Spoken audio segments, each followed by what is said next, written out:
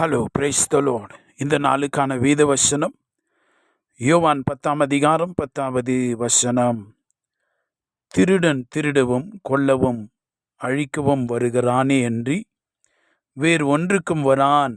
நானோ அவைகளுக்கு ஜீவன் உண்டாயிருக்கவும் அது பரிபூரணப்படவும் வந்தேன். ஆமேன். இயேசு நமக்கு ஜீவனாய் இருக்கிறார். இந்த ஜீவன் ஆவிக்குரிய ஜீவன். கிரேக்க பதத்தில் ஜோயி என்று சொல்லப்பட்டிருக்கிறது. Unending blessing, unending grace, unending ability of God. முடிவில்லாத ஒரு ஆசீர்வாதம், பலன், கிருபைகளை தேவன் நமக்கு வாக்கு பண்ணி இருக்கிறார். You should desire that kind of life in this earth. இந்த பூமியிலே பரலோக யாத்திரையில் இருக்கிற தேவ பிள்ளையே, அப்படிப்பட்ட ஒரு ஆசீர்வாதமான வாழ்வை வாஞ்சியுங்கள், இஷ்டப்படுங்கள், விரும்புங்கள். தேவன் எனக்கு ஜீவனை கொடுத்து இந்த பூமியிலே எத்தனைதான் கஷ்டம் வந்தாலும் அவைகளெல்லாம் மேற்கொண்டு தாண்டி போகத்தக்க பலனை, நான் நடக்கிற பாதைகளை அகலமாக்கி நான் சறுக்கி விழாதபடி தேவன் என்னை தாங்குகிறார். ஒரு ஏரி இருந்துச்சுன்னா ஒரு காலத்துல வறட்சியான நேரத்துல வறண்டு போகலாம். It may go dry. ஆனா இங்க தேவன் சொல்லுகிறது ஆவிக்குரிய ஜீவன், தேவனுடைய ஜீவன். ஆமென். It will never end, it is for eternal. அப்படின்னா என்ன அர்த்தம்னா, என்னதான் சூழ்நிலை வந்தாலும் you are enable, you have the ability to face and gain the victory.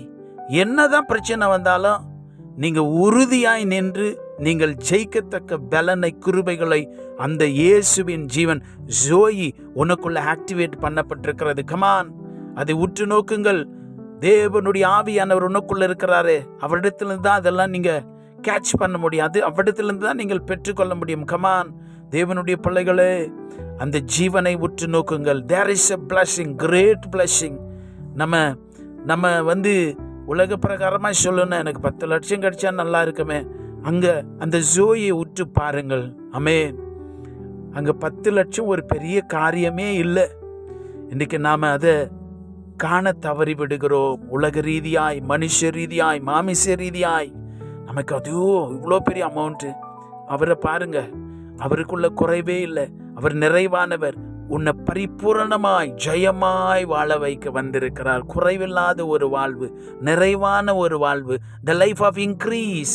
உங்களுக்கு உயர்வை கொடுக்க தேவன் வந்திருக்கிறார். அவரை உற்று பாருங்க. அந்த ஆசீர்வாதத்தின் ஊற்றை உற்று பாருங்கள். அவர் உனக்குள்ளே இருக்கிறார்.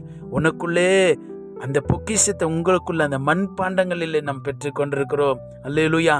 இயேசுவாகி அந்த பொக்கிஷத்தை, இந்த ஊற்றை, ஜீவ ஊற்றை, நன்மைகளின் ஊற்றை, இரக்கங்களின் ஊற்றை, சுகத்தின் ஊற்றை, ஆமென், சந்தோஷத்தின் ஊற்றை, ஞானத்தின் ஊற்றை, ஆலோசனையின் ஊற்றை உற்று பாருங்க. உங்களுக்குள்ள பார்த்து பேசிக்கிட்டே இருங்க. உனக்குள்ள பரிசுத்த ஆவியார் கேளுங்க, அவர்கிட்ட பேசுங்க, சொல்லுங்க. அவரிடத்திலிருந்து எல்லாம் உண்டாயின. உங்க காலத்துல, உங்க குடும்பத்துல உனக்கு தேவையானதெல்லாம் அந்த ஜீவ ஊற்று மாதிரி உனக்குள்ள இருக்கிறார். அவரிடத்திலிருந்து வெளியில புறப்பட்டு வரும். ஆமென். நம் ஜெபிக்கலாமா? பரிபூரணமாய் இருக்கிற எங்கள் பரலோகத்தின் பிதாவே, கிறிஸ்து வழியா எல்லா பரிபூரணங்களையும் எங்களுக்கு சொந்தமாக்கினீரே, எமக்கு ஸ்தோத்திரம். இந்த உலகம் எங்களுக்கு குறைவை ஞாபகப்படுத்துகிறது. சூழ்நிலைகள் நாங்கள் தப்பித்துக்கொள்ள வழியே என்று சொல்லுகிறது. ஆனால் உம்முடைய கிருபை சொல்லுகிறது, இல்லை, உம்முடைய அபிலிட்டி எங்களுக்குள்ளே வைத்திருக்கிறீரப்பா. உம்முடைய பலனை, உம்முடைய கிருபை அதிகமாய் கொடுத்திருக்கிறீர். ஜீவனை பாருங்கள் என்று சொல்லி உம்மை நோக்கி பார்க்க தயவை, கிருபை தருவீராக ராஜா. நீர் ஆசீர்வாதமாக எங்களுக்கு கொடுத்திருக்கிற அந்த உயர்வான ஒரு வாழ்க்கையை நாங்கள் இந்த உலகத்தில் காண உடைய பிள்ளைகளுக்கு உதவி செய்யும்.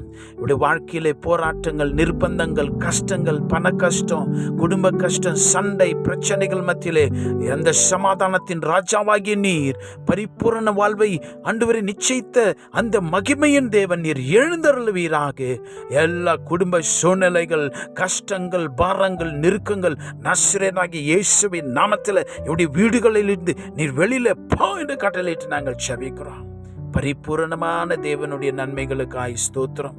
உமக்கே துதி, கன, மகிமை உண்டாகட்டும். இயேசுவின் நாமத்தில் ஜெபிக்கிறோம் பிதாவே. Amen. God bless you.